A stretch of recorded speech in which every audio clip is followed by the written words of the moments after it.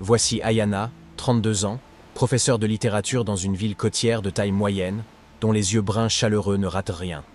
Absolument rien. Au cours des 5 dernières années de mariage avec Thiago, un ingénieur civil dévoué de 35 ans, Ayana a développé une compétence qu'elle n'a jamais voulu posséder. L'art de déchiffrer des sourires venimeux déguisés en sollicitude maternelle. Chaque dimanche, tel un rituel sacré que personne n'ose remettre en question, Ayana et Thiago traversent la ville jusqu'à l'imposante demeure bourgeoise de Madame Béatrice. La maison, avec ses colonnes blanches et ses vastes vérandas, se dresse comme un monument au contrôle matriarcal. À 58 ans, Madame Béatrice, ancienne couturière désormais gestionnaire des propriétés locatives familiales, gouverne son territoire avec des traits acérés et un regard perçant qui peut passer du chaud au glacial en un clin d'œil. Aujourd'hui, alors qu'Ayana monte les marches en pierre polie, ses doigts caressent inconsciemment le bracelet de sa grand-mère à son poignet. C'est un geste qu'elle fait lorsqu'elle a besoin de force. Et ces derniers temps, elle a besoin de force tous les dimanches. La porte en bois massif s'ouvre avant même qu'il ne sonne. Madame Béatrice apparaît encadrée dans l'embrasure, impeccablement vêtue d'un ensemble en lin beige qui a probablement coûté plus cher que le salaire mensuel d'Ayana. Son sourire est parfait. Trop parfait. « Ma fille, quelle joie de te voir !» chantonne Madame Béatrice en tendant les bras. Mais ses yeux racontent une toute autre histoire. Ils glissent sur Ayana pour une évaluation rapide et critique, cataloguant chaque imperfection, réelle ou imaginaire. Ayana rend l'étreinte, sentant la rigidité dans les épaules de sa belle-mère. C'est comme enlacer une statue de marbre, belle à l'extérieur, froide à l'intérieur. « Madame Béatrice, c'est toujours un plaisir », répond Ayana en gardant un ton mesuré et calme. C'est une danse qu'elles exécutent depuis 5 ans. Depuis qu'Ayana est entrée dans cette famille, 1 an après le mariage, quand le masque de chaleur initial de Madame Béatrice a commencé à se fissurer, révélant quelque chose de bien plus sombre en dessous.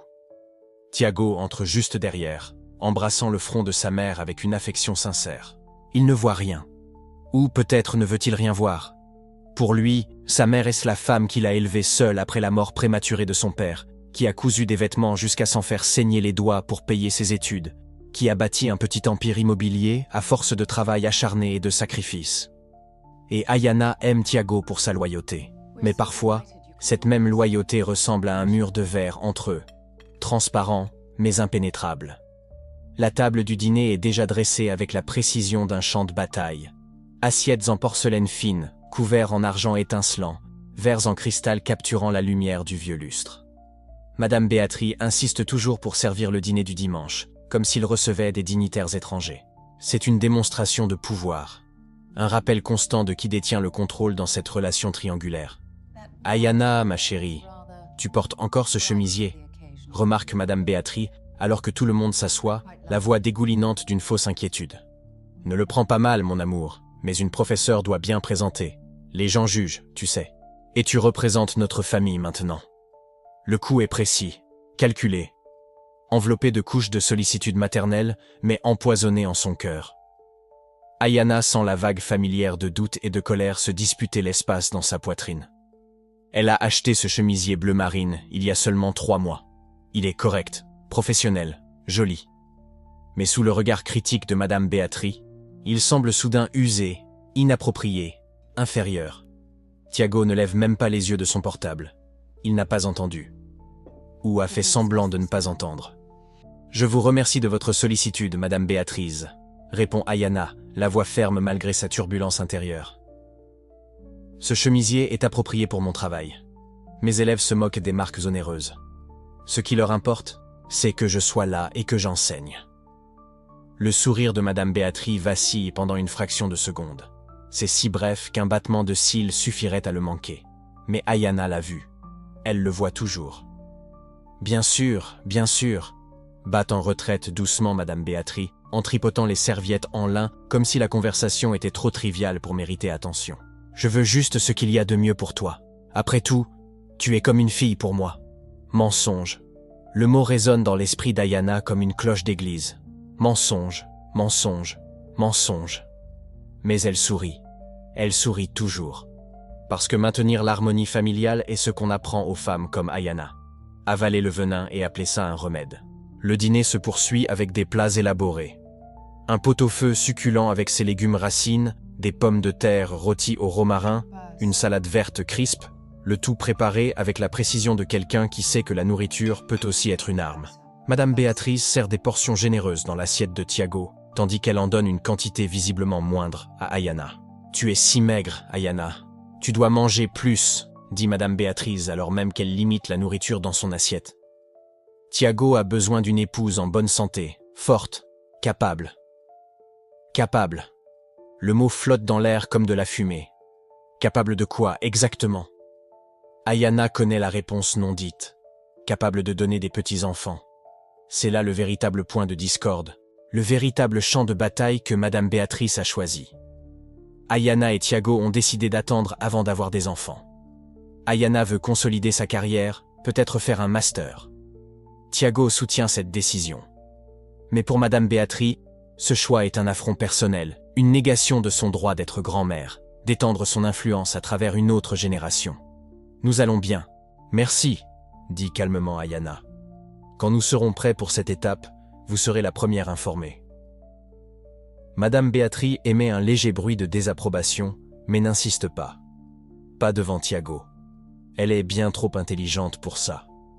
Ces batailles se livrent en chuchotements, en regards, en remarques qui peuvent passer pour des malentendus si quiconque osait les contester. La conversation dérive vers des sujets plus sûrs. Le travail de Tiago, un nouveau contrat de construction qui l'amènera à voyager pendant 2 semaines le mois prochain. Ayana remarque la satisfaction subtile qui traverse le visage de Madame Béatrice en entendant cela. 2 semaines sans la présence d'Ayana au dîner du dimanche, 2 semaines à avoir son fils rien que pour elle. Après le dîner, pendant que Tiago va aux toilettes, Madame Béatrice se lève pour préparer du thé. Ayana propose son aide, mais elle est congédiée d'un geste élégant de la main. « Assieds-toi, repose-toi. Tu as travaillé toute la semaine. Laisse-moi m'en occuper. » C'est alors que cela arrive, le moment qu'Ayana revivra 1000 fois dans les jours à venir. Elle est assise à table, feuilletant distraitement un magazine de décoration que Madame Béatrice laisse stratégiquement traîner dans la maison. Des magazines qui montrent des maisons qu'Ayana ne pourra jamais se payer. Des vies qu'elle ne pourra jamais atteindre. Le portable de Madame Béatrice vibre sur la table à côté d'Ayana. L'écran s'allume avec un message. Ayana n'a pas l'intention de lire. Elle respecte la vie privée. Mais le nom du contact lui saute aux yeux avant qu'elle ne puisse détourner le regard. Sœur Carla. Et le message, visible sur l'écran de verrouillage, est là. Bref. Brutal. Impossible à ignorer. Tu as eu la poudre? Souviens-toi, juste une pincée dans le thé. Elle ne remarquera rien. Le cœur d'Ayana s'arrête. Il s'arrête littéralement le temps d'un battement avant de repartir dans une course frénétique. Ses mains tremblent alors qu'elle fait semblant de continuer à tourner les pages du magazine. Ses yeux ne bougent pas. Ils sont rivés sur la phrase qui vient de bouleverser son monde. Poudre. Thé. Elle ne remarquera rien. Elle. Qui d'autre cela pourrait-il être sinon Ayana? Son esprit passe en revue les possibilités, toutes plus terribles les unes que les autres. Du poison? Quelque chose pour la rendre malade? Pour la faire paraître instable? Pour que Tiago remette en question son jugement, sa santé mentale? Ou pire encore, quelque chose pour affecter sa capacité à avoir des enfants à l'avenir?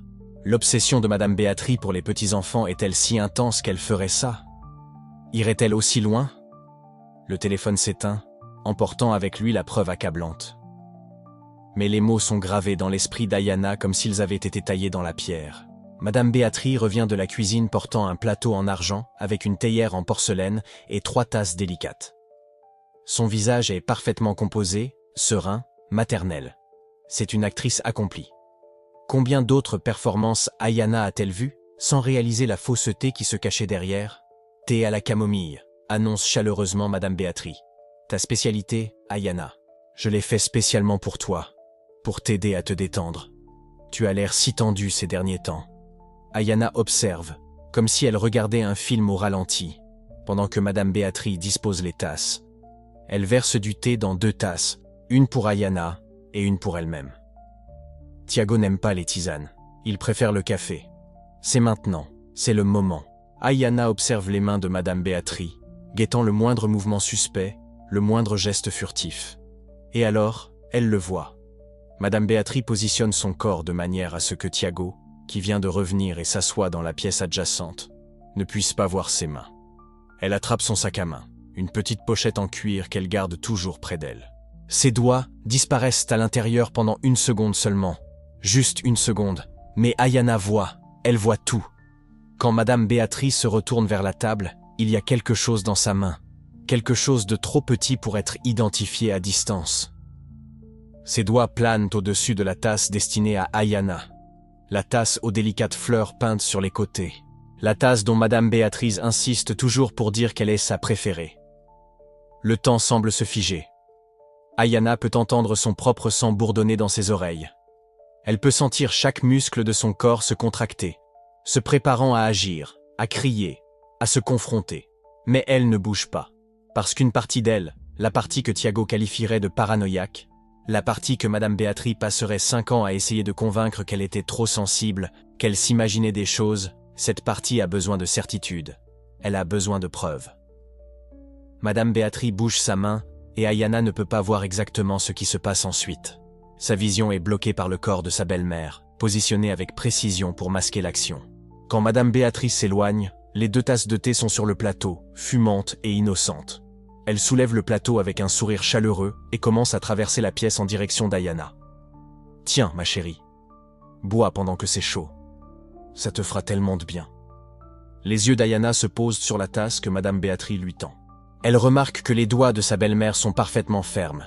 Aucun tremblement, aucune hésitation, aucune culpabilité visible. Soit Madame Béatrice est complètement innocente, et Ayana est en train de devenir folle, voyant des complots là où il n'y en a pas. Soit Madame Béatrice est l'une des femmes les plus dangereuses qu'Ayana ait jamais rencontrées, capable d'empoisonner sa belle-fille aussi facilement qu'elle sert le thé. Ayana tend la main pour prendre la tasse. Ses doigts effleurent ceux de Madame Béatrice, et elle regarde sa belle-mère dans les yeux, cherchant le moindre signe d'hésitation, de culpabilité, d'humanité. Mais les yeux de Madame Béatrice sont vides de tout, sauf d'une attente patiente. Elle attend qu'Ayana boive. Dans le coin de la vision d'Ayana, le sac de Madame Béatrice est ouvert sur le bord du comptoir de la cuisine, là où elle l'a laissé en prenant le plateau de thé. Le sac que ses doigts ont atteint quelques instants auparavant. Le sac qui pourrait contenir la réponse à la question qui déchire le monde d'Ayana en morceaux. Madame Béatrice sourit. Ce sourire parfait, chaleureux, maternel. Et Ayana réalise avec une clarté cristalline, elle est complètement seule. Dans cette grande maison coloniale, entourée de portraits de famille qui célèbrent la centralité de Madame Béatrice, assise à côté de son mari qu'elle aime, mais qui ne peut pas voir la guerre se déroulant sous son nez, Ayana est absolument terriblement seule.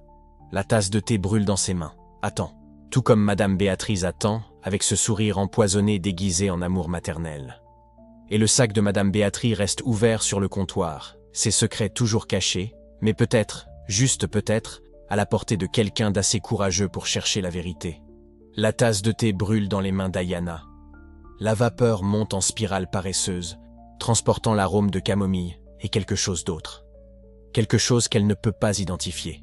Quelque chose qui fait se tordre son estomac. Madame Béatrice est assise à côté d'elle sur le canapé de velours bordeaux. Ce même canapé où des dizaines de dîners du dimanche se sont terminés par un café et une conversation polie. Le sourire maternel est toujours collé à son visage, mais les yeux de Madame Béatrice sont fixés sur la tasse dans les mains d'Ayana avec une intensité qui ne correspond pas à la conversation décontractée sur le temps qu'il fait. Thiago est dans la cuisine, faisant la vaisselle. Ayana peut entendre le bruit de l'eau qui coule, le tintement des assiettes. Il fredonne une chanson qui passait à la radio de la voiture, complètement inconscient de la guerre silencieuse menée à 3 mètres de distance. Le sac de Madame Béatrice est toujours sur le comptoir de la cuisine, ouvert. Ayana a vu ses doigts plonger dedans pendant qu'elle préparait le thé. Elle a vu le mouvement rapide, furtif. Le geste de quelqu'un qui ne veut pas être vu. Et maintenant, elle est là. Cette tasse. Ce thé qui ne devrait être que du thé. Le cœur d'Ayana bat si fort qu'elle est sûre que Madame Béatrice peut l'entendre. Mais elle garde un visage serein, neutre. Des années à enseigner à des adolescents rebelles lui ont appris à cacher ce qu'elle ressent. À porter un masque quand c'est nécessaire. Elle porte la tasse à ses lèvres, sent la chaleur contre sa bouche. Et à ce moment-là, entre le geste et l'intention, un seul mot explose dans son esprit comme un éclair. Non. Ne bois pas. Ne lui donne pas cette victoire. Mais que faire? Refuser confirmerait les soupçons. Cela montrerait à Madame Béatrice qu'Ayana sait. Et si elle sait qu'Ayana sait, que se passera-t-il alors? Quel sera le prochain coup? L'esprit d'Ayana s'emballe dans 1000 directions différentes, traitant les possibilités à la vitesse d'un ordinateur surchauffé. Et puis, comme un phare perçant le brouillard, une idée se forme. Claire, stratégique, dangereuse. Si Madame Béatrice pense pouvoir la droguer, alors qu'elle pense qu'elle a réussi. Si elle veut Ayana inconsciente, alors Ayana lui donnera exactement cela. Et puis, enfin, après 5 ans de masques et de demi-vérités et de tensions inexprimées, Ayana découvrira qui est réellement Madame Béatrice quand elle pense que personne ne regarde. La décision prend moins de 2 secondes. Mais pendant ces 2 secondes, Ayana traverse un abîme. De l'autre côté de cet abîme se trouve une version d'elle-même qu'elle ne connaît pas encore. Une version qui ne recherche pas l'harmonie à tout prix. Une version qui se protège elle-même en premier. Elle porte à nouveau la tasse à ses lèvres. Cette fois, elle l'incline légèrement, permettant au liquide de toucher sa bouche. Mais elle n'avale pas. Elle garde le thé entre ses lèvres closes, laissant la chaleur brûler légèrement pendant qu'elle feinte une gorgée. Puis, d'un mouvement subtil qu'elle a appris en regardant des magiciens sur YouTube avec ses élèves, elle abaisse la tasse et utilise le bout de sa langue pour repousser le liquide. Rien n'a été ingéré. Mais pour Madame Béatrice, qui observe chaque mouvement avec des yeux de faucon, cela a semblé parfait. Ayana prend une autre fausse gorgée, et une autre. Elle observe le niveau du liquide dans la tasse descendre millimètre par millimètre, tandis qu'elle en déverse discrètement de petites quantités dans la plante ornementale à côté du canapé, chaque fois que Madame Béatrice regarde ailleurs. 7 minutes plus tard, la tasse est vide. Madame Béatrice sourit. Ce sourire de loup déguisé en grand-mère. Et maintenant, voici la partie la plus difficile. La performance qui doit être impeccable. Ayana ressent une véritable pointe de peur. Et si elle ne parvenait pas à simuler de manière convaincante? Et si Madame Béatrice percevait la supercherie? Et si tout le plan s'effondrait parce qu'Ayana ne parvenait pas à jouer suffisamment bien? Mais alors elle se souvient de quelque chose que sa grand-mère disait souvent. La grand-mère qui avait élevé 6 enfants seule après le départ de son mari. La grand-mère qui avait affronté des patrons racistes et des voisins cruels et qui, malgré tout, avait gardé la tête haute. Une femme forte n'est pas celle qui n'a jamais peur. C'est celle qui agit malgré la peur. Ayana cligne lentement des yeux. Elle laisse ses paupières s'alourdir un peu plus. Elle pose la tasse vide sur la soucoupe d'un mouvement qui semble légèrement désordonné. Madame Béatrice se penche en avant, imperceptiblement, observant. Ayana secoue la tête, comme si elle essayait de chasser un vertige. Elle porte la main à son front. Sa voix sort traînante, confuse. « Madame Béatrice, je me sens bizarre. Les mots sont parfaits, pas trop dramatiques, juste assez pour paraître réels. » Madame Béatrice s'approche, posant une main sur l'épaule d'Ayana. La main est glacée à travers la blouse de coton. Ou peut-être n'est-ce que la terreur qui fait que tout semble plus froid. « Qu'y a-t-il, ma fille? Tu es pâle. » La voix de Madame Béatrice dégouline de sollicitude maternelle. Et c'est si convaincant que, l'espace d'un instant, un instant fugace, Ayana doute presque de ce qu'elle a vu. Elle croit presque qu'elle a tout imaginé. Mais alors elle voit, dans les yeux de Madame Béatrice, sous le masque de la préoccupation, une étincelle, petite mais indubitable, le triomphe. Madame Béatrice est triomphante. Et Ayana sait, avec une certitude qui lui transperce les os, qu'elle n'a rien imaginé. Que le danger est réel. Que cette femme, cette belle-mère qui devrait l'aimer comme une fille, vient d'essayer de la droguer. La colère brûle dans la gorge d'Ayana, mais elle l'avale, l'enterre profondément. Parce que la colère ne sert à rien maintenant. Maintenant, elle a besoin de contrôle. Tiago, Tiago. Ayana appelle son mari, et sa voix sonne faible, effrayée. Elle ne feint pas la peur. La peur est réelle. Elle la dirige simplement au bon endroit. Tiago apparaît de la cuisine, s'essuyant les mains sur un torchon. Son visage change instantanément quand il voit Ayana, pâle et tremblante. « Mon amour, que s'est-il passé ?» Il court vers elle. Et Ayana profite du mouvement, se laissant tomber légèrement contre lui. Tiago la retient, et elle sent sa chaleur solide, l'odeur de lessive et d'après-rasage. Pendant une seconde, elle veut tout lui dire. Elle veut crier la vérité. Mais elle ne peut pas. Pas encore. Parce que si elle parle maintenant, Tiago ne la croira jamais. Il regardera sa mère, cette femme qu'il a élevée seule, qui a tant sacrifié pour lui, et dira qu'Ayana est paranoïaque, stressée, imaginant des choses. Elle a besoin de preuves. Il faut qu'il le voie de ses propres yeux. Je me sens si étourdi, tout tourne. Ayana ferme les yeux et laisse son corps s'amollir dans les bras de Thiago. Il la soulève facilement, la portant jusqu'au grand canapé du salon, celui en cuir marron qui donne sur le jardin intérieur. Il la dépose avec précaution, comme si elle était faite de porcelaine. Et Madame Béatrice les suit, chaque pas mesuré, calculé. Je vais chercher un verre d'eau. Sa tension doit avoir baissé. La voix de Madame Béatrice est pleine de sollicitude. Mais Ayana, même les yeux fermés, sent le sourire venimeux caché derrière les mots. Thiago court à la cuisine. Ayana entend le bruit du robinet, le tintement d'un verre.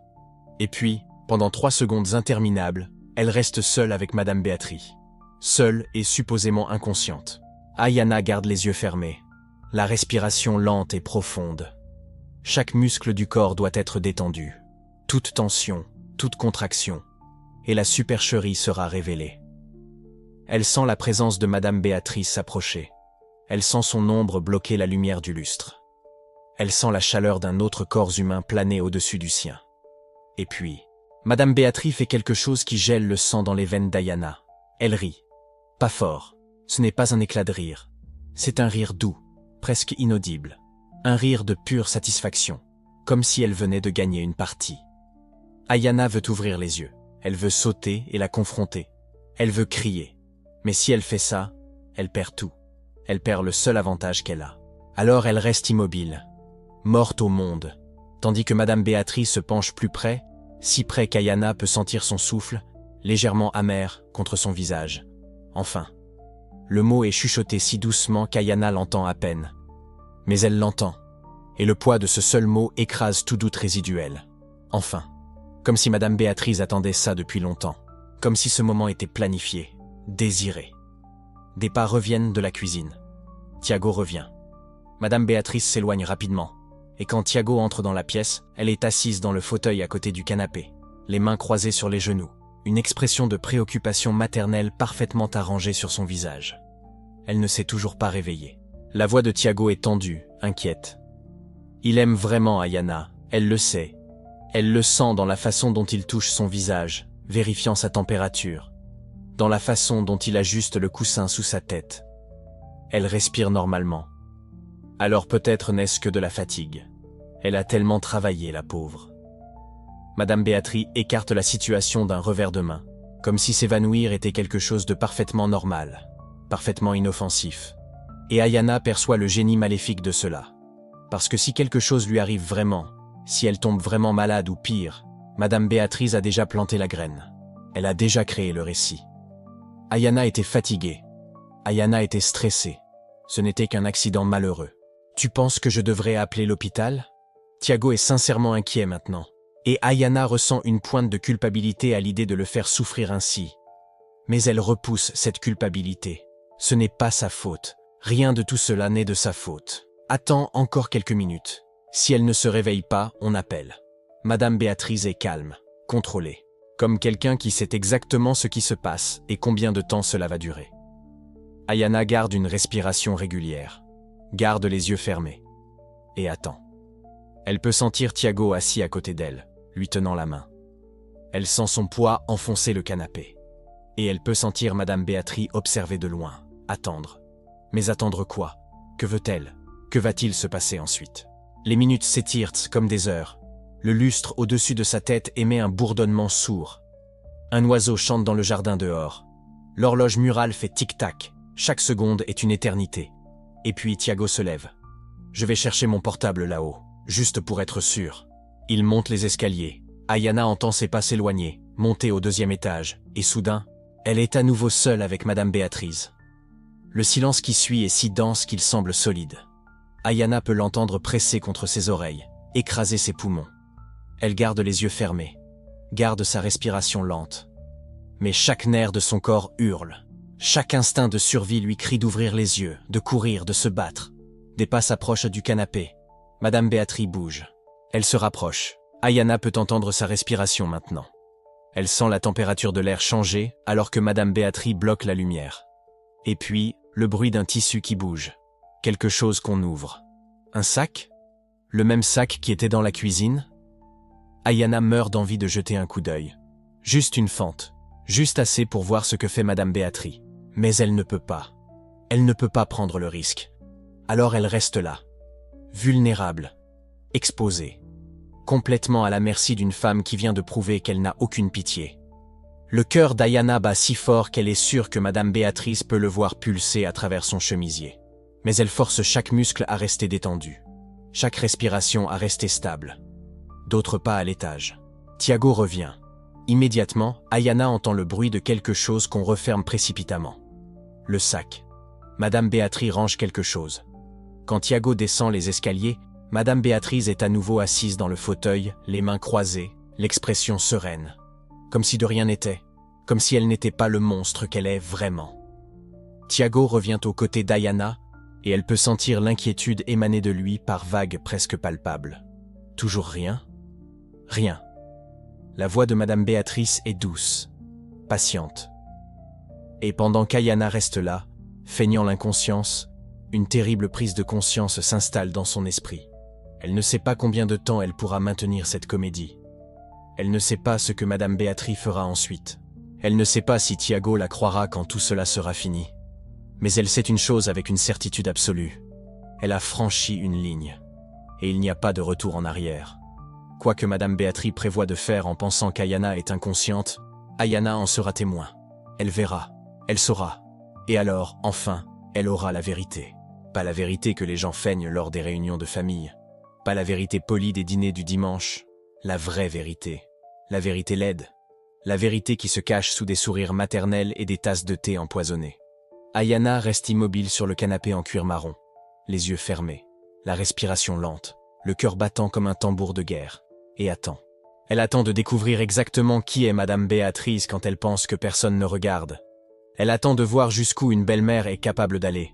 Au-dessus d'elle, le lustre continue de bourdonner. L'horloge continue d'égrener les secondes. L'oiseau dans le jardin continue de chanter. Et les pas de Madame Béatrice se rapprochent à nouveau. Plus près. Plus près. Jusqu'à ce qu'Ayana sente son ombre tomber sur son visage comme un linceul. Et la voix de Madame Béatrice, basse, presque inaudible, murmure quelque chose qu'Ayana ne peut pas distinguer complètement. Mais un mot ressort. Un seul mot qui glace le sang d'Ayana. Enfin. Enfin. Le mot flotte dans l'air comme une fumée toxique, pénétrant les oreillers d'Ayana, qui reste immobile sur le canapé. Chaque muscle de son corps est tendu comme une corde de guitare prête à rompre, mais elle ne bouge pas. Pas un tremblement.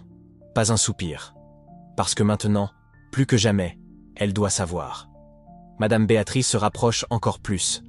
Ayana peut sentir son parfum, cet arôme de jasmin qu'elle a toujours porté. Qu'Ayana associait autrefois aux étreintes chaleureuses des premiers mois de mariage. Maintenant, cette odeur n'est qu'une couche de fausseté supplémentaire. Un autre masque parfumé sur la vérité pourrie qui se cache en dessous. Les doigts froids de Madame Béatrice touchent le poignet d'Ayana. Elle vérifie. Comptant les battements de cœur qu'Ayana lutte pour garder stable, même si chaque fibre de son être lui crie de bondir de ce canapé et d'affronter la femme qui vient d'empoisonner sa boisson. 1, 2, 3. Madame Béatrice compte en silence, ses doigts pressant l'artère du poignet d'Ayana. Puis, elle s'éloigne. Ayana entend ses pas reculer, le craquement subtil du parquet en bois sous ses pieds. L'ombre qui couvrait le visage d'Ayana se dissipe alors que Madame Béatrice se dirige vers la fenêtre.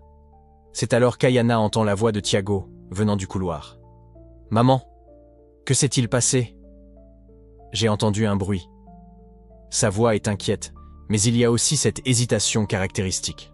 Ce ton qu'Ayana a appris à reconnaître au fil de 5 années de mariage. C'est le ton que Tiago utilise quand il ne veut pas vraiment savoir la vérité. Quand il préfère la version éditée, celle qui ne l'obligera pas à choisir entre sa mère et sa femme. Madame Béatrice répond avec cette voix qu'elle utilise toujours en présence de son fils. Douce, maternelle, inquiète. « Oh mon fils, Ayana ne se sent pas bien. Je crois qu'elle s'est évanouie. Je viens de vérifier son pouls. Il est faible, mais stable. » Tiago entre dans la pièce. Ayana peut entendre ses pas s'approcher rapidement, presque en courant. Elle sent quand il s'agenouille à côté du canapé, sent la chaleur de sa main touchant son visage. « Ayana ? Ayana, tu m'entends ?» Sa voix est chargée d'une inquiétude sincère. Et c'est la partie qui fait le plus mal. Parce que Tiago l'aime. Elle le sait. Mais cet amour a toujours été conditionnel, a toujours eu un troisième élément. Il y a toujours eu Madame Béatrice au milieu, comme un fantôme vigilant, s'assurant que l'amour de Tiago ne soit jamais entièrement pour Ayana. « Mon Dieu, je dois appeler une ambulance », dit-il en cherchant déjà son portable dans sa poche. Non, non. Madame Béatrice intervient rapidement, posant la main sur l'épaule de son fils. « Pas besoin d'exagérer, mon chéri, elle s'est juste évanouie. C'est probablement la chaleur, ou peut-être qu'elle a encore sauté le déjeuner. Tu sais comment elle est, toujours si préoccupée par sa ligne. » Ayana sent la rage bouillir en elle. « Comment elle est ?» Madame Béatrice plante à nouveau des graines, de petits commentaires, apparemment innocents, qui s'accumulent dans l'esprit de Tiago comme des sédiments au fond d'une rivière. Tu sais comment elle est, toujours si préoccupée par sa ligne. Comme si Ayana était vaniteuse, comme si Ayana était faible, comme si Ayana était le problème. Mais Tiago, toujours si disposé à croire la version la plus facile, accepte. Tu crois que tout va vraiment bien ? Je ne devrais pas l'emmener à l'hôpital ? J'en suis sûr, mon fils. Laisse-la se reposer un peu ici. Je la surveille. Tu ne devais pas aller régler cette question du projet ? L'ingénieur du chantier t'attendait, n'est-ce pas ? Il devait ? Ayana ne se souvient pas que Tiago ait mentionné quoi que ce soit à ce sujet. Mais c'est typique de Madame Béatrice. Elle connaît toujours l'agenda de son fils. Elle sait toujours où il devrait être. Elle sait toujours comment l'éloigner quand c'est pratique. Ah, c'est vrai. Tiago hésite. Mais Ayana... Elle ira bien avec moi, complète Madame Béatrice, sa voix coulant comme du miel. Je m'occupe d'elle, mon fils. Ne t'inquiète pas. Va régler tes affaires. Quand tu reviendras, elle sera déjà réveillée et en forme. Ayana sent les lèvres de Tiago toucher son front. Un baiser doux, protecteur, et complètement inutile, parce qu'il s'en va.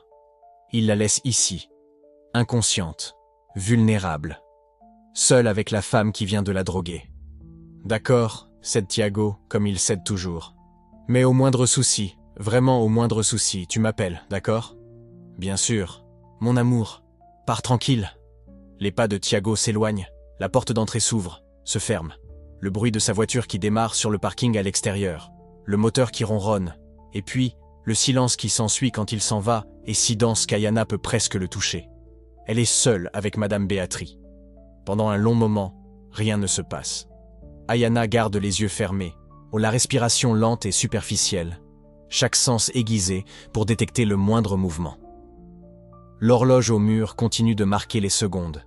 Tic-tac, tic-tac, chaque son amplifié dans le silence. Et puis, Madame Béatrice soupire.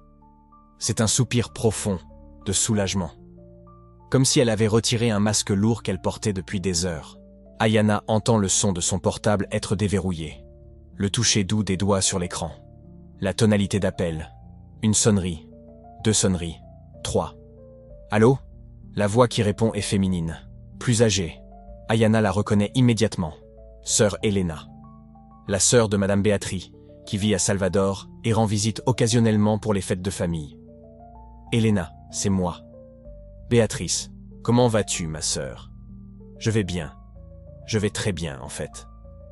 Il y a quelque chose dans le ton de Madame Béatrice maintenant qui fait se retourner l'estomac d'Ayana. C'est un ton de satisfaction, de victoire. J'ai réussi, Elena. J'ai enfin réussi. Tu as réussi quoi ? Madame Béatrice rit. C'est un rire bas, presque intime. Un rire qu'Ayana n'a jamais entendu auparavant. Tu te souviens de ce que je t'ai dit ? De mon plan pour pousser Ayana à montrer qui elle est vraiment ? Le cœur d'Ayana s'emballe. Un plan ? Quel plan ? Oh, Béatrice, tu n'as rien fait de fou, j'espère. Ça dépend de ce que tu appelles fou, répond Madame Béatrice. Et Ayana peut entendre le sourire dans sa voix. J'ai mis un calmant dans sa boisson.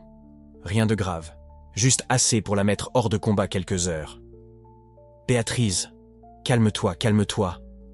Ce n'est rien qui va la blesser de façon permanente. J'ai juste besoin que Tiago voie de ses propres yeux à quel point elle est fragile. À quel point elle ne supporte pas la pression. À quel point elle n'est pas assez forte pour cette famille. Ayana sent les larmes piquer derrière ses paupières closes, mais elle les retient. Elle ne peut pas pleurer maintenant. Elle ne peut pas révéler qu'elle entend tout. Elena soupire à l'autre bout du fil. « Tu n'as toujours pas renoncé à ça? Ça fait des années, Béatrice. Et tu penses que j'abandonnerai? La voix de Madame Béatrice se durcit. Cette femme m'a pris mon fils, Elena. Avant elle, Tiago me racontait tout. Nous passions tous les dimanches ensemble. Il dormait ici chaque fois qu'il rentrait tard du travail. Et maintenant? Maintenant, il me rend à peine visite. Il m'appelle à peine. Tout est Ayana par-ci, Ayana par-là. Parce qu'il s'est marié, Béatrice. C'est normal qu'un homme marié donne la priorité à sa femme. Pas quand l'épouse ne le mérite pas, coupe Madame Béatrice, la voix tranchante comme du verre. Tu n'as pas vu ce que j'ai vu, Helena. Ces 5 dernières années, j'ai tout fait pour que cette famille s'en rende compte. J'ai raconté à tante Mariana qu'Ayana avait dit du mal de sa cuisine à Noël. J'ai dit à son cousin qu'elle s'était plainte du bruit des enfants à la fête d'anniversaire. Une petite graine plantée par-ci, une autre par-là. Ayana a la sensation de tomber. Comme si le sol s'était dérobé sous ses pieds. Les commérages, les tensions familiales, les regards bizarres qu'elle recevait lors des réunions de famille.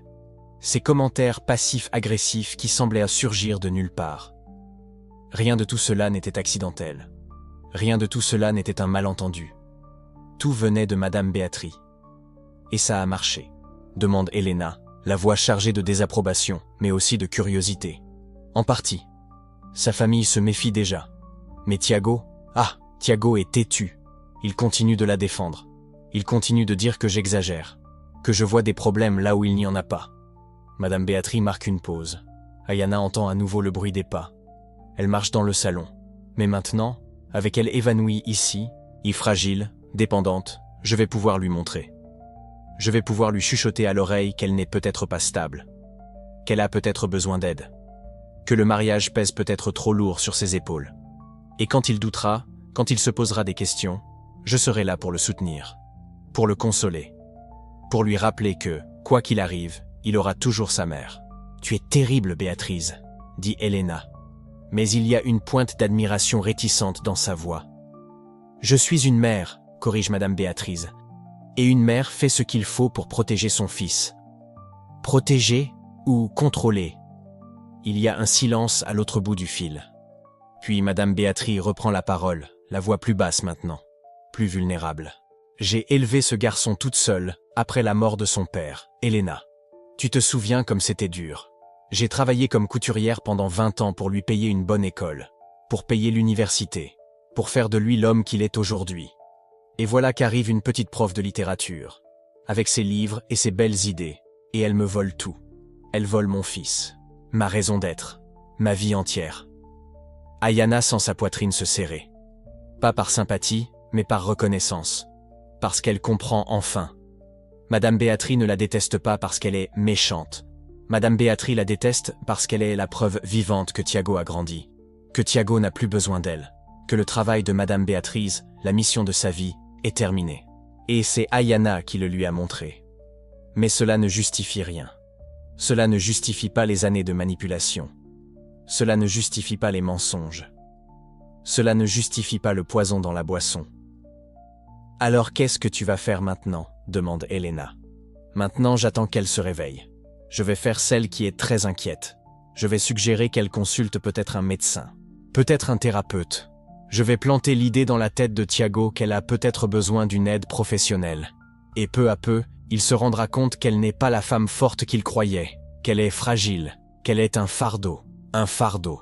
Le mot résonne dans l'esprit d'Ayana comme un glas. Parce que c'est exactement ce que Madame Béatrice lui avait dit, des années auparavant, lors du 2e Noël qu'ils avaient passé ensemble. Ayana aidait à la cuisine, essayant de s'intégrer, essayant de prouver qu'elle méritait d'être là. Et Madame Béatrice s'était tournée vers elle, souriante, et avait chuchoté tout bas, pour que seule Ayana puisse entendre. « Ne t'embête pas à essayer d'impressionner, ma chérie. Au bout du compte, la famille te verra toujours comme un fardeau. Mais ce n'est pas grave. On supporte. C'est ce qu'on fait par amour pour Tiago. » À l'époque, Ayana avait pensé que c'était juste l'insécurité de Madame Béatrice qui parlait. Une belle-mère surprotectrice qui s'adaptait encore à la nouvelle dynamique familiale. Elle avait ravalé la remarque. Elle avait souri. Elle avait continué à faire la vaisselle. Mais ce n'était pas de l'insécurité. C'était de la stratégie. Béatrice, tu es sûre de toi? Demande Elena maintenant. Et si Tiago découvre ce que tu as fait? Il ne le découvrira pas. Madame Béatrice semble confiante. Parce qu'au bout du compte, il me croit toujours. Il m'a toujours cru. Je suis sa mère. Je le connais depuis qu'il n'était qu'un bébé dans mes bras. Elle est juste la femme qu'il a choisie. Et les choix peuvent être défaits, Elena. Les choix peuvent être corrigés. Le silence qui suit est assourdissant. Ayana sent quelque chose changer en elle. Ce n'est pas de la colère. Ce n'est plus le choc. C'est quelque chose de plus froid, de plus solide. C'est la compréhension cristalline qu'elle ne peut plus faire semblant. Elle ne peut plus essayer d'apaiser les choses. Elle ne peut plus essayer de gagner l'approbation d'une femme qui a décidé de la détruire dès le premier jour. C'est la réalisation que, pour survivre, elle va devoir se battre. Eh bien, je croise les doigts pour que ça marche, dit finalement Elena, mais sa voix semble fatiguée. Ne fais juste rien que tu pourrais regretter plus tard. Madame Béatrice rit à nouveau. Ce rire bas, satisfait. Ma chérie, je ne regretterai que si je ne fais rien. Et ça n'arrivera jamais. Elles se disent au revoir. Le téléphone raccroche. Et puis, à nouveau, le silence. Ayana entend les pas de Madame Béatrice s'approcher encore une fois du canapé. Elle sent son ombre tomber sur son visage. Elle sent son regard qui l'évalue, la mesure, planifie. Et puis, Madame Béatrice parle. Elle n'est pas au téléphone. Il n'y a personne pour entendre. C'est juste elle et Ayana inconscientes. Alors les mots sortent purs, honnêtes, cruels. « Tu n'as jamais été assez bien pour mon fils », murmure-t-elle. « Et au fond, tu l'as toujours su, n'est-ce pas? Tu as toujours senti que tu occupais une place qui n'était pas la tienne. Tu t'es toujours trop efforcé, tu as trop essayé, parce que tu savais que tu ne serais jamais vraiment accepté. Mais ne t'inquiète pas. Bientôt, tu t'en rendras compte toi-même. Et quand tu le réaliseras, c'est toi qui partiras. Et je n'aurai même pas besoin de me salir les mains. » Ses pas s'éloignent. Ayana l'entend quitter la pièce, se dirigeant vers la cuisine. Elle entend le bruit du robinet qui s'ouvre. Une tasse compose dans l'évier. Et là, allongée sur le canapé, feignant l'inconscience, Ayana laisse enfin une unique larme s'échapper du coin de son œil fermé. Elle roule sur sa tempe, disparaît dans ses cheveux. Mais c'est la dernière larme qu'elle versera pour Madame Béatrice. Car maintenant, elle connaît la vérité. Et la vérité, aussi douloureuse soit-elle, est un pouvoir. Ayana serre les poings le long de son corps, si subtilement que personne ne le remarquerait en regardant. Mais elle le sent. Elle sent la force revenir dans ses mains. Elle sent la détermination se solidifier dans ses os. Madame Béatrice pense qu'elle gagne. Mais le jeu ne fait que commencer. Et Ayana vient d'apprendre toutes les règles. Elle reste immobile sur le canapé, les yeux fermés. La respiration contrôlée. Chaque inspiration est mesurée, chaque expiration calculée. Madame Béatrice est dans la cuisine. Ayana peut entendre le bruit de la vaisselle qu'on lave, l'eau qui coule, le grincement d'un tiroir qu'on ouvre et qu'on ferme. Des bruits de normalité, comme si de rien n'était, comme si elle ne venait pas de droguer sa belle-fille. Le pouls d'Ayana s'accélère, mais elle force son corps à rester détendu. Elle ne peut pas craquer maintenant. Elle ne peut pas révéler qu'elle est consciente. Parce que si Madame Béatrice découvre qu'elle a simulé l'évanouissement, qu'elle a entendu chaque mot de cette conversation téléphonique, tout sera perdu. Il lui faut des preuves. Les mots ne suffisent pas, surtout pas contre une femme qui a passé 5 ans à construire l'image de la belle-mère parfaite, de la matriarche aimante, de la mère inquiète. L'esprit d'Ayana tourne à toute vitesse. Elle pense à Tiago, au mari qu'elle aime, mais qui n'a jamais vu ce qui se passait juste sous son nez.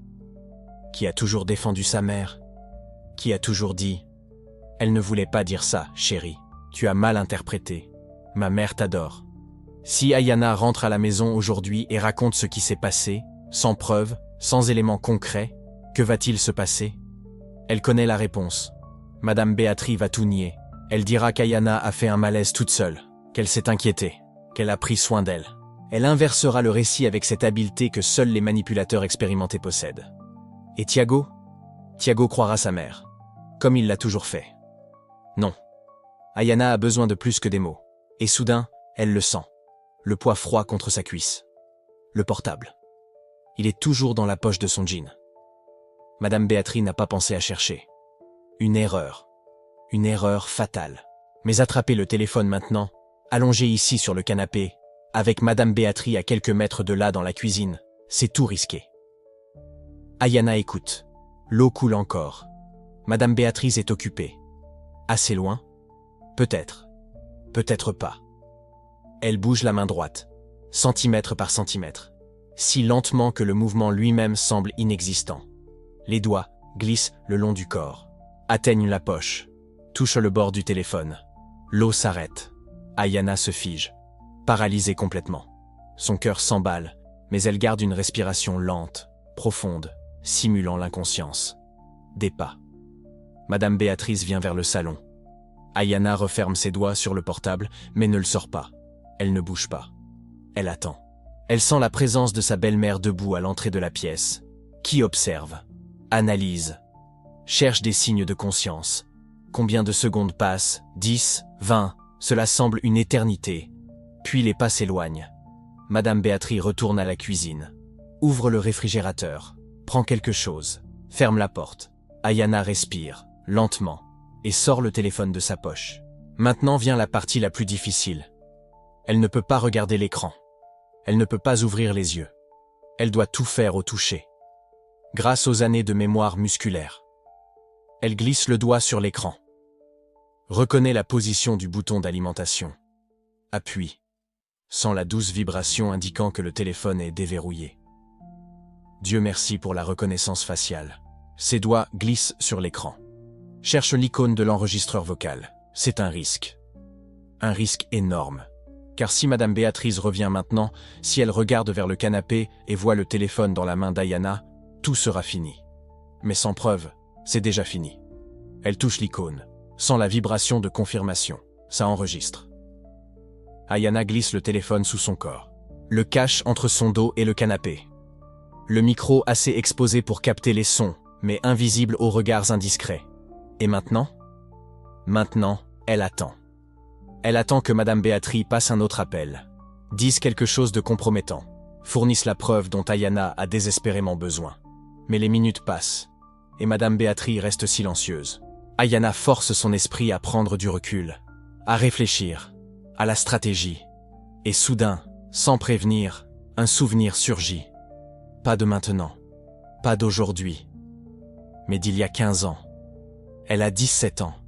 Elle est assise dans la cuisine de sa grand-mère. Mamie Esperanza râpe du manioc pour faire un gâteau.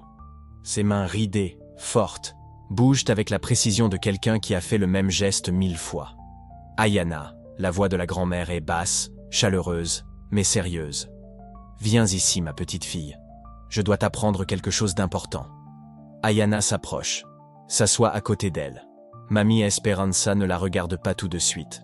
Elle continue de râper, mais quand elle parle, chaque mot a du poids. Il y a des gens dans ce monde qui te sourient tout en te plantant un couteau dans le dos. Tu comprends ce que je dis? Ayana hoche la tête. Elle a 17 ans. Elle croit comprendre. Mais elle ne comprend pas. Pas encore. Ces gens-là, poursuit Mamie Esperanza, sont les plus dangereux. Parce qu'on ne les voit pas venir. On a confiance. On baisse sa garde. Et quand on réalise, on saigne déjà. Elle regarde enfin Ayana, ses yeux sombres, perçants. Nos grands-mères ont survécu parce qu'elles étaient malignes, pas seulement fortes, malignes. Elles savaient quand se taire, quand observer, quand rassembler des preuves avant d'agir. Tu comprends? Ayana n'avait pas compris. Pas à l'époque. Elle était jeune, naïve. Elle pensait que sa grand-mère était paranoïaque. Mais maintenant, elle comprend parfaitement. Mamie Esperanza prend la main d'Ayana. Elle glisse quelque chose de froid sur son poignet. Un bracelet. Simple. En métal tressé. Ancien. Ce bracelet, dit la grand-mère, appartenait à ma grand-mère, et à sa grand-mère avant elle. Il a été transmis de génération en génération, à des femmes qui ont dû être plus rusées que fortes pour survivre. Elle serre la main d'Ayana. Quand tu te sentiras seule, quand tu sentiras que personne ne te croit, quand tu sentiras que la vérité est enterrée sous des mensonges, touche ce bracelet. Et souviens-toi, tu viens d'une lignée de femmes qui ont survécu à pire que ça. Et tu survivras aussi. Mais tu dois être rusé. Tu dois rassembler des preuves. Tu dois te protéger. Le souvenir se dissipe. Ayana est de retour sur le canapé de Madame Béatrice, immobile, feignant l'inconscience. Mais elle sent le bracelet à son poignet gauche. Ce même bracelet que Mamie Esperanza lui a donné il y a 15 ans. Qu'elle n'a jamais enlevé. Pas même après la mort de sa grand-mère. Mamie Esperanza est avec elle. En ce moment. Dans cette pièce. Dans cette bataille. Et Ayana sait exactement ce qu'elle doit faire. Attendre ne suffit pas. Enregistrer des conversations futures ne suffit pas. Il lui faut quelque chose de tangible. Quelque chose que Madame Béatrice ne pourra pas nier. La substance. La poudre que Madame Béatrice a mise dans le thé. Où est-elle? Ayana force sa mémoire. Elle revit les instants précédant son faux évanouissement. Madame Béatrice remuant le thé. Sortant quelque chose de son sac. Une petite enveloppe? Un sachet? Ayana n'a pas vu clairement. Mais elle en a vu assez. Le sac. Le sac à main de Madame Béatrice. Où est-il maintenant? Ayana écoute. Elle filtre les sons. Elle identifie la respiration de Madame Béatrice dans la cuisine. Elle est loin. Occupée. Elle ouvre les yeux. Juste une fente. Le minimum possible. Elle balaie la pièce du regard. Elle repère le sac. Il est sur la table basse. À moins d'1 mètre du canapé. Près. Très près. Mais l'atteindre signifie s'asseoir. Signifie un mouvement visible. Risquer le coup? Ou attendre? Ayana touche le bracelet. Elle sent le métal froid contre sa peau. Tu dois être rusé. Tu dois rassembler des preuves. Elle se décide. Elle bouge. Doucement. Elle s'assoit sur le canapé comme si son corps était lourd, inconscient, changeant simplement de position pendant l'évanouissement. Elle tend la main, atteint le sac, le tire vers elle. Ses doigts tremblent, pas de peur, de pure adrénaline. Elle ouvre le sac, lentement, silencieusement. Elle fouille, portefeuille, clé, mouchoir. Et puis, elle touche quelque chose de différent. Une petite enveloppe. En plastique. Avec une poudre à l'intérieur. Elle la sort. Regarde rapidement. Pas d'étiquette. Juste une poudre blanche. Ça y est, c'est la preuve. Mais si elle prend l'enveloppe, Madame Béatrice remarquera qu'elle manque. Elle saura qu'Ayana était consciente. Elle détruira tout avantage stratégique. Réfléchir vite. Elle prend son téléphone. Il enregistre toujours l'audio, mais elle a besoin de plus. Elle passe à la caméra. Elle prend une photo de l'enveloppe, de la poudre, du sac ouvert avec le nom de Madame Béatrice visible sur le portefeuille en arrière-plan. Une preuve concrète. Elle remet l'enveloppe, ferme le sac, revient en position couchée, cache à nouveau le téléphone. Son cœur martèle si fort qu'Ayana est sûre que Madame Béatrice peut l'entendre depuis la cuisine. Mais non. La belle-mère reste occupée, ignorante de tout. Ayana ferme les yeux, force son corps à se détendre, contrôle sa respiration, reprend son rôle de victime inconsciente. Elle a réussi. Elle a l'enregistrement de la conversation téléphonique de Madame Béatrice. Elle a la photo de l'enveloppe avec la substance. Elle a des preuves qui ne peuvent être niées. Mais maintenant vient la question qui lui brûle l'esprit. Que faire de tout ça? Confronter Madame Béatrice maintenant? Ici? Seule? Non. Trop risqué. La belle-mère pourrait encore inventer quelque chose. Elle pourrait dire que la poudre est un médicament. Elle pourrait retourner la situation. Elle a besoin de Thiago. Elle a besoin que son mari voie, entende, comprenne. Mais comment faire sans que Madame Béatrice ne remarque qu'Ayana a faim depuis le début? Son esprit travaille, calcule, planifie. Elle pourrait se réveiller maintenant, faire semblant de reprendre conscience à l'instant, de ne se souvenir de rien, rentrer à la maison, montrer les preuves à Thiago en privé. Mais cela donne le temps à Madame Béatrice de se préparer, de créer une défense, peut-être même de semer le doute dans l'esprit de son fils avant qu'Ayana n'ait la chance de montrer ce qu'elle a découvert. Non. Ça doit être maintenant. Ça doit être rapide. Ça doit être indéniable. Mais comment? Et là, comme si l'univers répondait à sa question, Ayana entend un bruit. La clé qui tourne dans la serrure de la porte d'entrée. Des pas qui entrent. Une voix masculine. « Maman, Ayana, je suis rentré. Thiago, il est revenu. Il ne devrait pas être là. Il devrait être au travail. Mais il est là. » Ayana entend Madame Béatrice sortir précipitamment de la cuisine. « Thiago !» La voix de la belle-mère sonne différemment maintenant, agitée. « Quelle surprise! Je pensais que tu resterais au bureau jusqu'à tard. »« J'ai oublié des documents, » répond Thiago. Ayana connaît cette voix. Elle peut visualiser son mari enlevant ses chaussures dans l'entrée, posant son sac à dos. Où est Ayana? Pause. Elle se repose dans le salon. Des pas s'approchent. Ayana garde les yeux fermés, le corps détendu. Mais son cerveau tourne à plein régime. C'est l'occasion.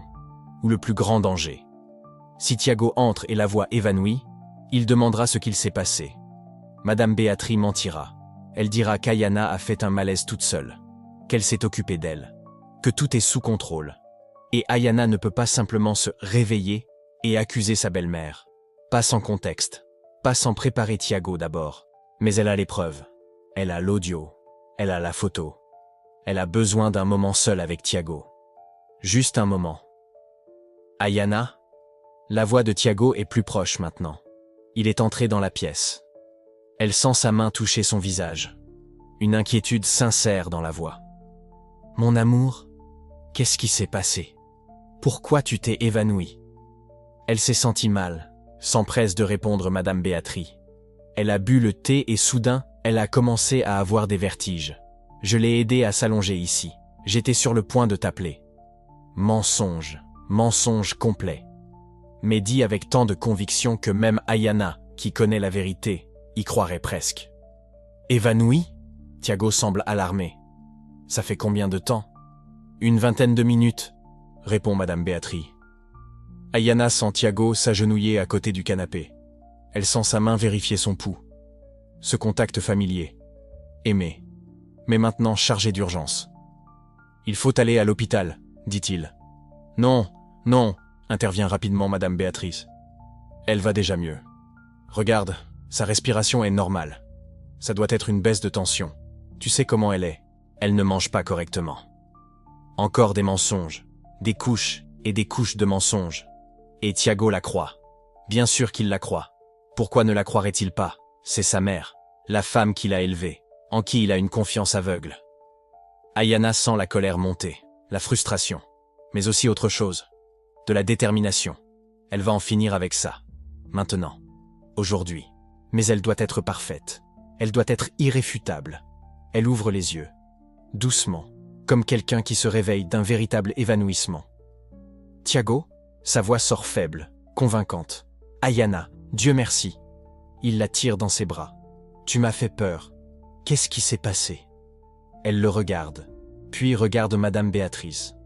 La belle-mère se tient derrière Thiago, les yeux fixés sur Ayana. Calculateur, froid.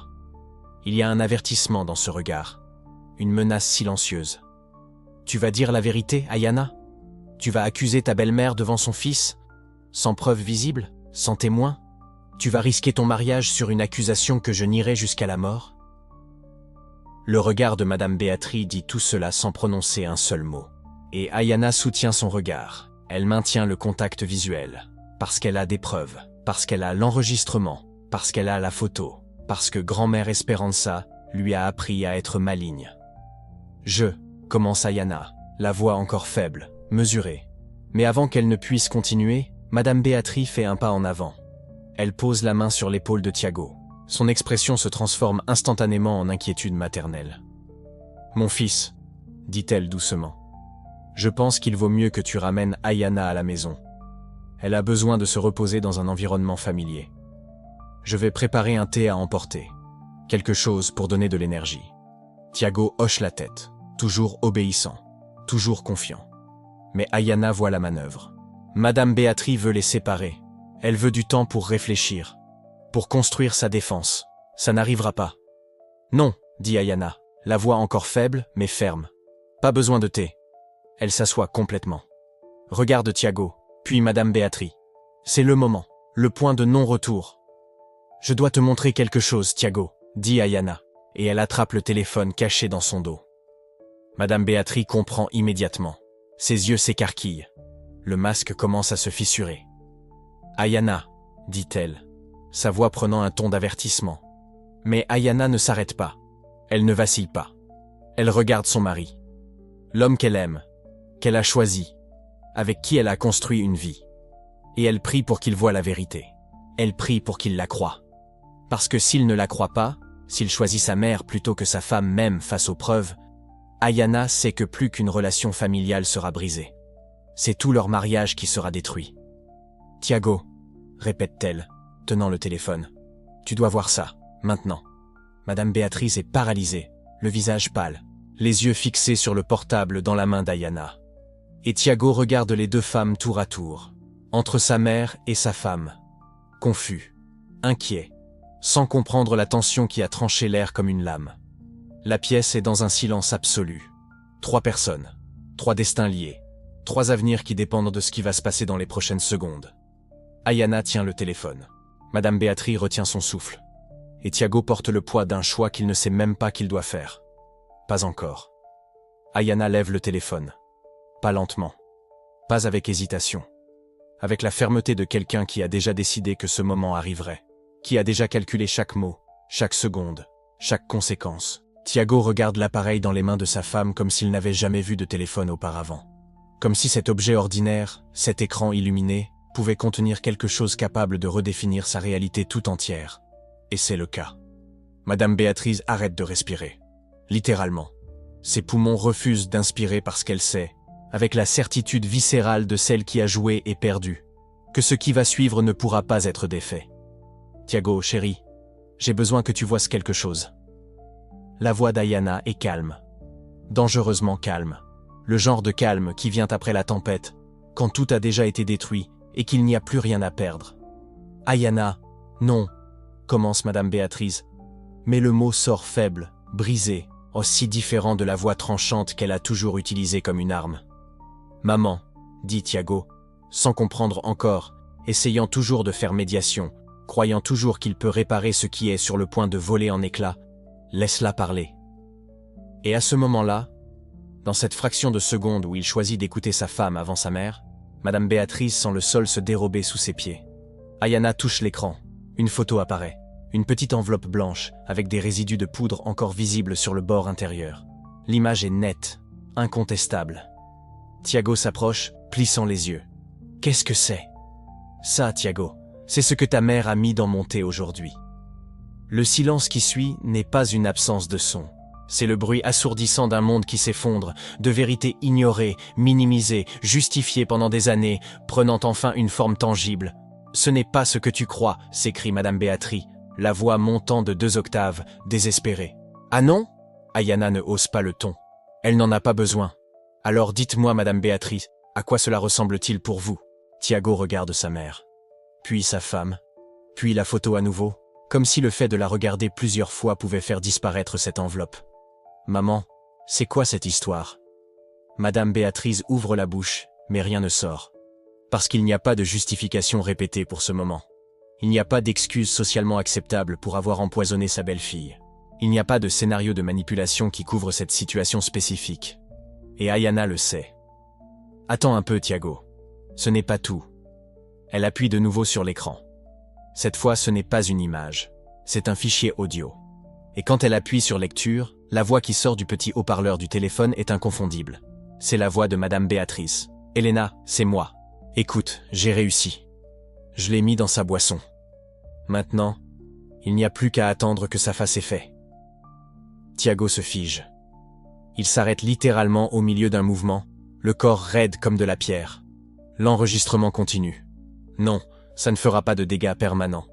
Juste assez pour qu'elle se sente mal, pour qu'elle doive aller à l'hôpital, pour que Thiago voie enfin qu'elle est trop faible, trop malade, qu'elle pose trop de problèmes. Chaque mot est un coup de poignard. Pas pour Ayana. Elle a déjà saigné de ses blessures. Elle les a déjà nettoyées, bandées. Elle a déjà survécu à cette douleur. Les coups de poignard visent directement Thiago. Il voit sa mère. Il la voit vraiment. Peut-être pour la première fois en 35 ans. Et ce qu'il voit, ce n'est pas la femme qu'il a élevée en se sacrifiant, qui a toujours su ce qui était le mieux, qui voulait simplement le protéger. Ce qu'il voit, c'est une étrangère.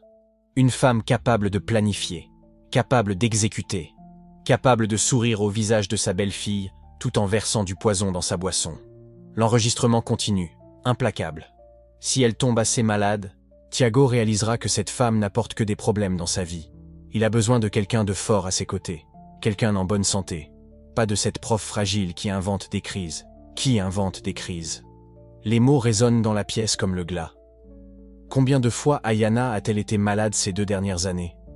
Combien de fois a-t-elle eu des nausées inexpliquées, des maux de tête soudains, des malaises que les médecins n'arrivaient pas à diagnostiquer? Et combien de fois Thiago, sans le savoir, a-t-il répété les mots de sa mère? Tu stresses trop. Tu es trop sensible. Tu dois être plus forte. Ayana coupe l'audio. Le silence est différent maintenant. Ce n'est pas juste le choc. C'est la compréhension. C'est la nausée physique de réaliser qu'on a été complice, même inconsciemment, d'un crime contre la personne qu'on a juré de protéger. Maman, la voix de Thiago sort rauque, presque méconnaissable. Dis-moi que ce n'est pas vrai. C'est une supplique, pas une question. Madame Béatrice regarde son fils. Elle voit dans ses yeux quelque chose qu'elle n'avait jamais vu auparavant, la méfiance. Et quelque chose se brise en elle, mais pas comme ça le devrait, pas vers le regret, la demande de pardon, l'humilité. Ça se brise vers la fureur. La vérité, elle fait un pas en avant, le menton levé, les yeux brillants d'une lueur féroce et désespérée. Tu veux la vérité, Thiago? La vérité, c'est que oui, je l'ai fait. Ayana ferme les yeux une seconde, pas de soulagement, de reconnaissance. Elle savait qu'on en arriverait là, que Madame Béatrice ne plierait pas, qu'elle ne demanderait pas pardon. Les gens comme elle ne demandent pas pardon. Ils se justifient. Et je le referai. Thiago recule, comme s'il avait reçu un coup de poing. Maman, qu'est-ce que tu dis? Je dis que j'ai fait ce qui devait être fait. Madame Béatrice crie maintenant, les bras ouverts, tout le corps vibrant d'indignation. Parce que tu es mon fils unique. Et je ne vais pas rester là à te regarder gâcher ta vie avec une femme qui n'a jamais, jamais été assez bien pour toi. Chaque mot est une bombe. Assez bien? La voix d'Ayana a finalement un tranchant. Léger, acéré. Je n'ai jamais été assez bien parce que c'est moi, Madame Béatrice? Ou parce que je ne suis pas vous? Le coup fait mouche. Madame Béatrice se tourne vers sa belle-fille, le regard sauvage. Tu ne comprends rien, rien. J'ai élevé ce garçon toute seule, seule. J'ai travaillé jusqu'à m'en faire saigner les mains pour lui offrir une vie meilleure, pour qu'il étudie, pour qu'il devienne quelqu'un. Et là, il te ramène à la maison, toi, avec tes livres, tes idées et tes airs doux qui lui ont fait oublier tout ce que j'ai fait. Ayana ne recule pas. Elle ne détourne pas le regard. Je ne lui ai jamais demandé de vous oublier, Madame Béatrice. J'ai juste demandé qu'il aime aussi sa femme. Aussi? Le mot sort comme du venin. Ça n'existe pas. Aussi. Il y a moi qui ai donné ma vie pour lui. Et il y a toi, qui a débarqué et qui m'a volé mon fils. Et voilà, la vérité crue, enfin dépouillée de toute prétention, de toute justification sociale. Madame Béatrice ne s'inquiète pas du bien-être de son fils. Elle est terrifiée à l'idée de le perdre, de devenir insignifiante, de découvrir que toutes ces décennies de sacrifices ne lui ont pas donné le droit de contrôler sa vie pour toujours. Elle a peur, et la peur a fait d'elle un monstre. Mais comprendre cela n'absout pas ce qu'elle a fait. Thiago est debout au milieu de la pièce, regardant sa mère comme si elle était une parfaite étrangère. « Tu as empoisonné ma femme, dit-il. » Et les mots sortent lentement, comme si son cerveau avait du mal à traiter le concept. « Tu as prévu de la rendre malade. Tu. » Il s'étrangle. « Tu l'as peut-être déjà fait avant. » Le silence de Madame Béatrice est une réponse suffisante, et Ayana voit défiler sur le visage de son mari chaque souvenir. Chaque fois qu'elle est tombée malade inexplicablement. Chaque fois que sa mère a suggéré que c'était le stress, la sensibilité, la faiblesse. Chaque fois que lui, sans le savoir, a choisi de la croire elle, plutôt que sa femme. Combien de fois, maman? Sa voix est brisée maintenant. Combien de fois as-tu fait ça? Je te protégeais! Me protéger? Thiago recule d'un pas, les mains dans les cheveux. Me protéger de quoi? D'une femme qui m'aime? D'une femme qui n'a jamais, jamais rien fait d'autre que d'essayer de te respecter, de t'inclure, de te faire plaisir? Elle t'a pris à moi. Non, le mot sort comme un coup de tonnerre. Non, maman, c'est toi qui m'éloignes de toi, maintenant, avec ça. Il pointe du doigt le téléphone d'Ayana. Avec ce que tu as fait. Madame Béatrice regarde son fils, puis sa belle-fille, puis le sol, comme si elle pouvait y trouver une issue, une dernière carte à jouer. Mais il n'y en a pas. La partie est finie. Et elle a perdu. Mais Madame Béatrice n'est pas du genre à perdre avec grâce. Tu vas le regretter, dit-elle en regardant Ayana droit dans les yeux. Tu regretteras d'avoir fait ça, d'avoir monté mon fils contre moi. Ayana soutient son regard, ferme, inébranlable. Je n'ai pas monté votre fils contre vous, Madame Béatrice. Vous l'avez fait toute seule. J'ai juste arrêté de vous laisser me détruire au passage. Et là, dans cette phrase simple et dévastatrice, tout est dit. Ayana ne cherche pas la vengeance. Elle ne cherche pas la punition. Elle ne cherche même pas des excuses, car elle sait qu'elles ne viendront jamais. Elle pose simplement une limite. Ça s'arrête maintenant. Aujourd'hui. Madame Béatrice prend une profonde inspiration. Une fois. 2 fois. Comme si elle rassemblait les morceaux d'une dignité qu'elle a elle-même brisée. Puis elle prend son sac, redresse les épaules. Et sans dire un mot de plus, sans regarder son fils, sans reconnaître la présence de sa belle-fille, elle traverse la pièce en direction de la porte. « Maman !» Thiago fait un pas vers elle, mais s'arrête à mi-chemin, comme s'il ne savait pas s'il devait la retenir ou la laisser partir. Madame Béatrice ouvre la porte et sort. La porte se referme derrière elle avec un clic doux, presque délicat. Pas de claquement, pas de fracas dramatique. Juste un clic. Et d'une certaine manière, ce petit son définitif est plus dévastateur que n'importe quel cri. Thiago reste immobile, fixant la porte close. Ayana reste immobile, regardant son mari. Et le silence entre eux est immense. C'est le poids de 5 années de mariage, d'innombrables malentendus. De toutes ces fois où elle a essayé de dire que quelque chose n'allait pas et où il a refusé de voir. De toutes ces fois où il a choisi sa mère. Ayana. Il se retourne enfin, le visage marqué par quelque chose qui pourrait être de la douleur, ou de la culpabilité, ou un mélange dévastateur des deux. Mais elle lève la main.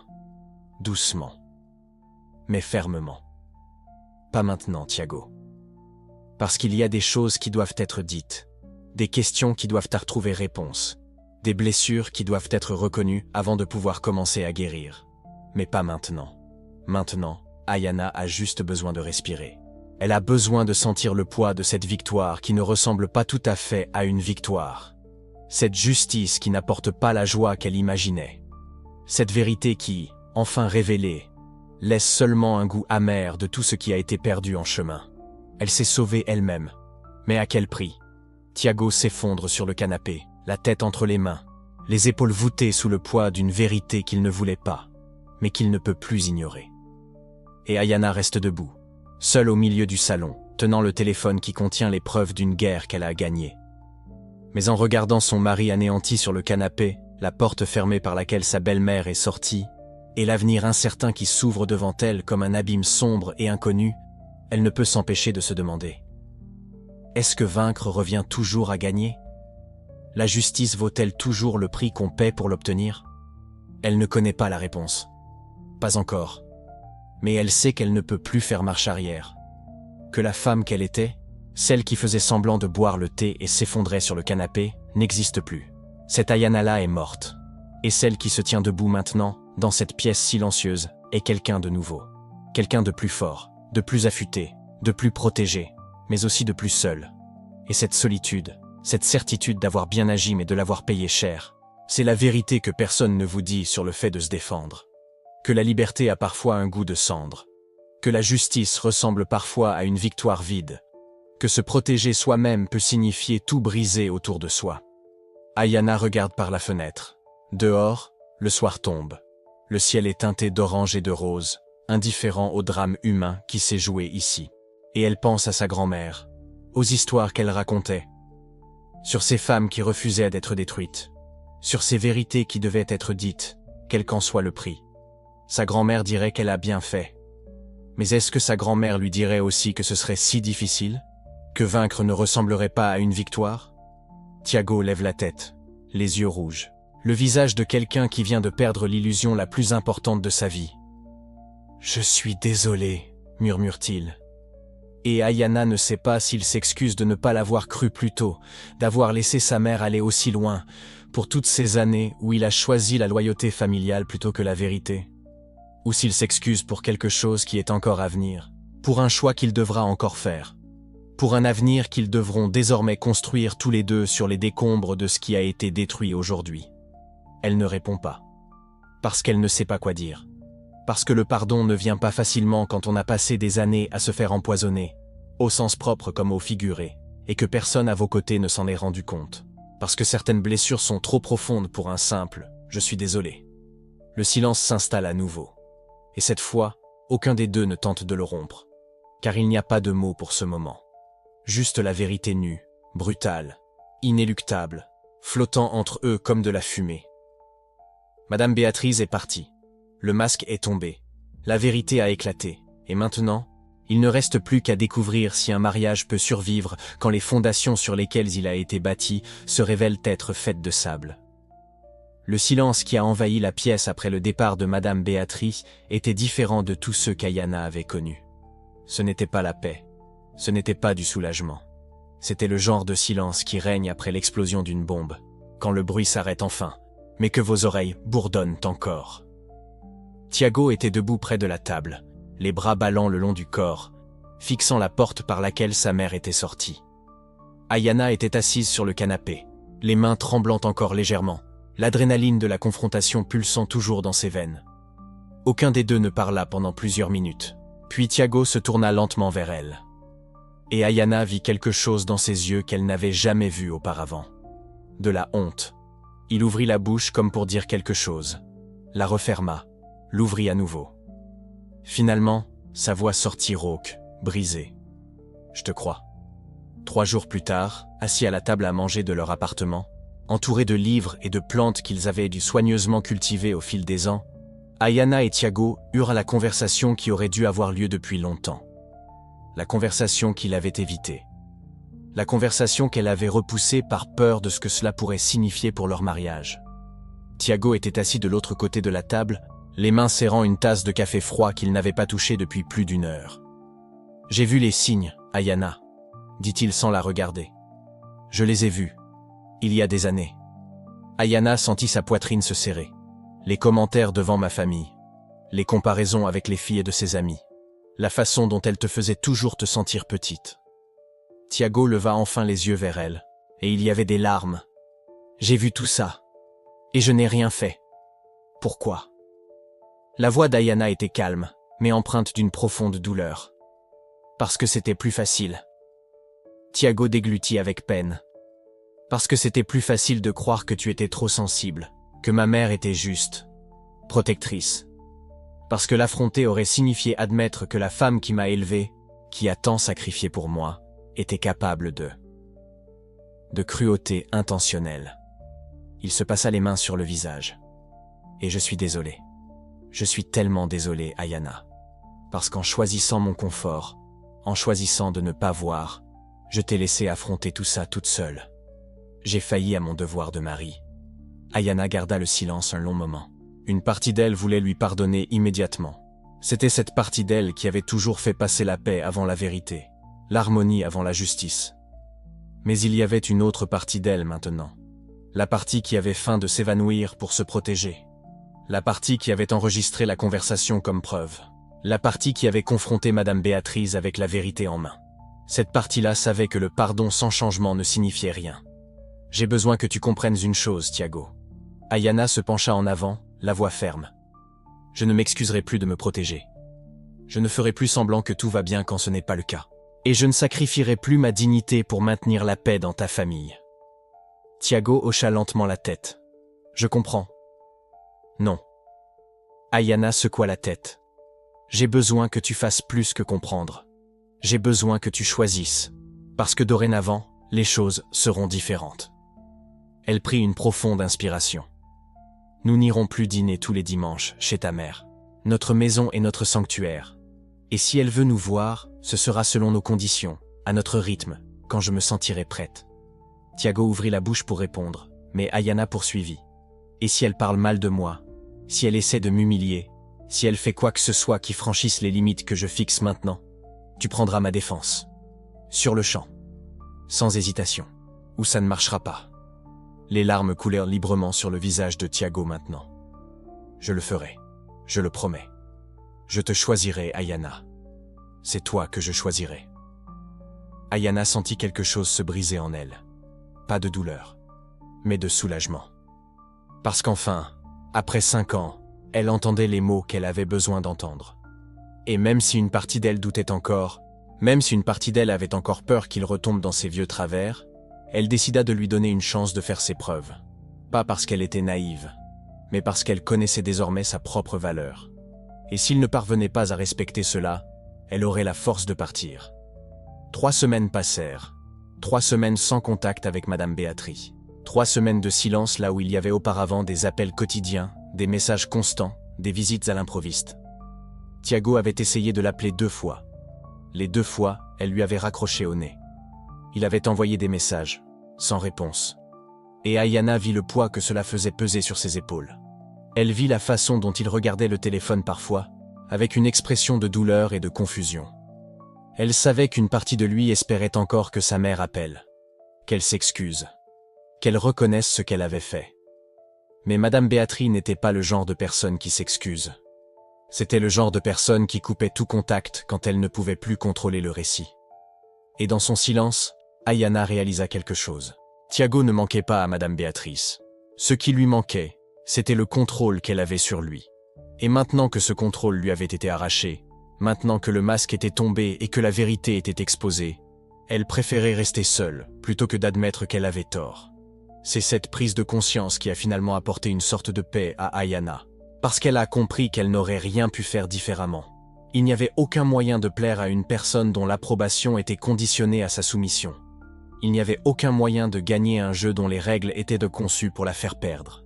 Et elle a arrêté d'essayer. Le samedi matin, 4 semaines après la confrontation, Ayana s'est réveillée tôt. L'appartement était silencieux. Tiago dormait encore. Elle s'est habillée en silence, a pris ses clés de voiture et est sortie.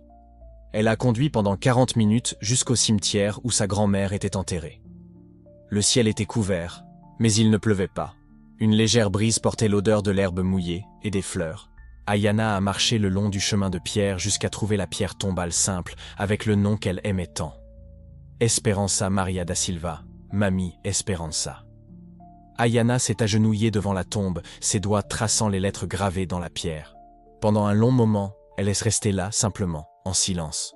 Puis, elle a commencé à parler. « Mamie, tu m'as toujours dit qu'il y avait des gens dans ce monde qui essaieraient de te faire croire que tu es petite, que tu ne mérites pas le respect, que tu devrais être reconnaissante juste d'être en leur présence. » Ayana a touché le bracelet à son poignet.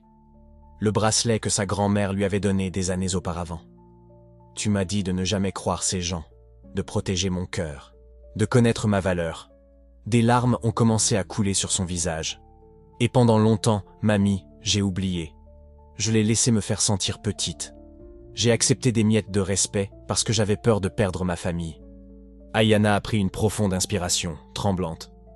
Mais ensuite, je me suis souvenu de toi. Je me suis souvenu de ta force. De la façon dont tu ne t'es jamais inclinée devant personne, même quand le monde essayait de te briser. Elle a essuyé ses larmes du revers de la main. Et j'ai fait ce que tu aurais fait. Je me suis protégé. J'ai exposé la vérité. J'ai défendu qui je suis. Le vent a soufflé doucement à travers les arbres autour du cimetière. Ça fait mal, mamie. Ça fait mal parce que je voulais qu'elle m'aime. Je voulais faire partie de sa famille, sans avoir à effacer qui je suis. Ayana a sangloté. Mais maintenant je comprends. Certaines personnes ne savent pas aimer. Elles ne savent que contrôler. Et quand tu refuses d'être contrôlé, elles choisissent la haine plutôt que de changer. Elle a touché la pierre tombale une dernière fois. Merci, mamie.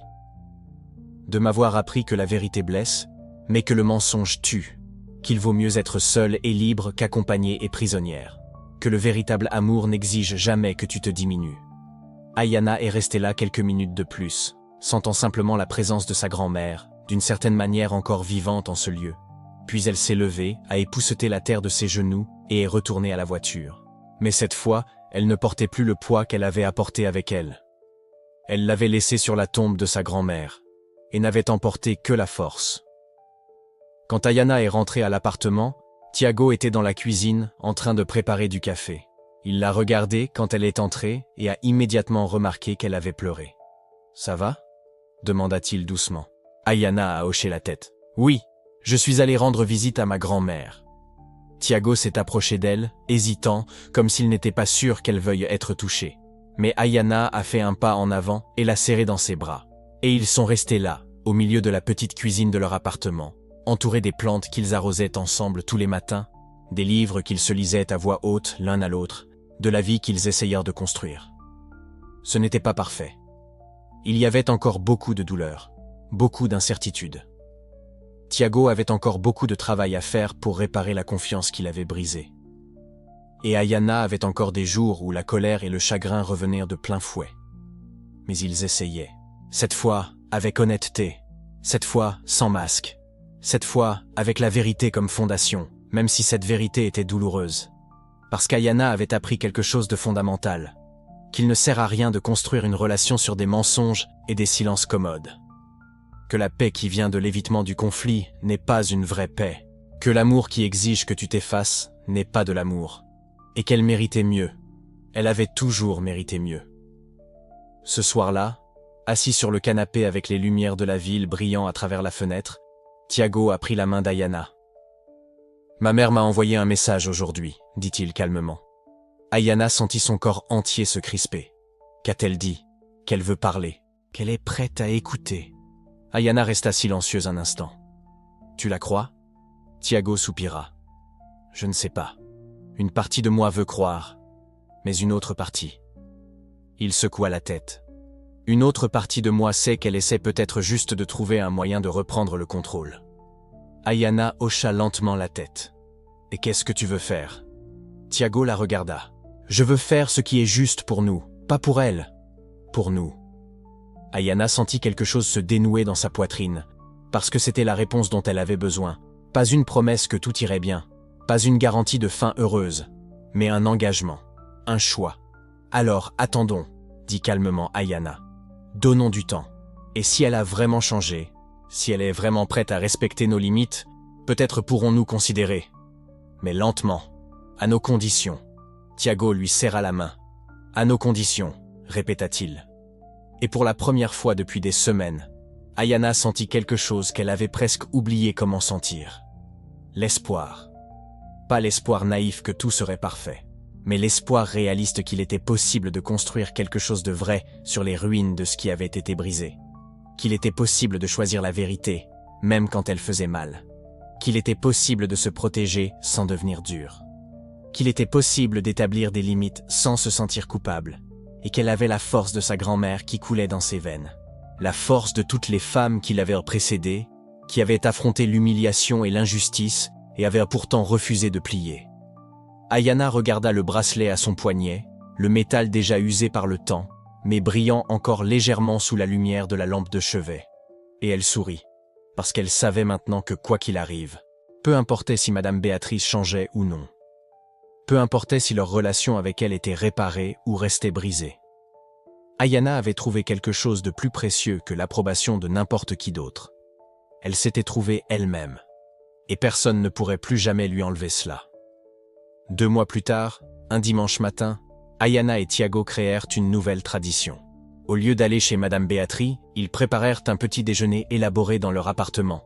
Des crêpes, des fruits frais, du café fort, et ils invitèrent des amis. Des gens qui les aimaient vraiment, qui les respectaient, des gens qui n'exigeaient pas qu'ils portent des masques. La maison était remplie de rires, de conversations authentiques, d'une chaleur humaine qui ne venait pas de l'obligation, mais d'une vraie connexion. Et quand Ayana regarda autour de la table, voyant Tiago sourire d'une manière qu'elle n'avait pas vue depuis des années, voyant des gens qui se souciaient vraiment d'eux, elle réalisa quelque chose. Elle n'avait pas perdu une famille en confrontant Madame Béatrice. Elle avait gagné la liberté de construire la sienne. Une famille choisie. Une famille basée sur le respect mutuel, l'honnêteté et l'amour véritable. Et cela, réalisa-t-elle, était plus précieux que tout ce qu'elle aurait pu avoir auparavant. Parce que c'était réel, c'était vrai, et c'était à elle. Cette nuit-là, après que tout le monde fut parti et que l'appartement fut de nouveau calme, Ayana se tenait sur le balcon, regardant les étoiles. Tiago la rejoignit, passant son bras autour de ses épaules. « Tu es heureuse ?» demanda-t-il doucement. Ayana réfléchit un instant. « Je suis en paix », répondit-elle. « Et c'est mieux qu'un faux bonheur. » Tiago la serra plus fort contre lui. Et ensemble, ils restèrent là, sous le ciel nocturne, sachant que le chemin à parcourir aurait encore des défis, que la guérison n'était pas linéaire, qu'il y aurait des jours difficiles, mais sachant aussi qu'ils avaient maintenant quelque chose qu'ils n'avaient jamais eu auparavant, la vérité. Et sur cette fondation, même si douloureuse, même si imparfaite, il était possible de construire quelque chose qui durerait. Quelque chose de réel. Quelque chose digne du nom d'amour.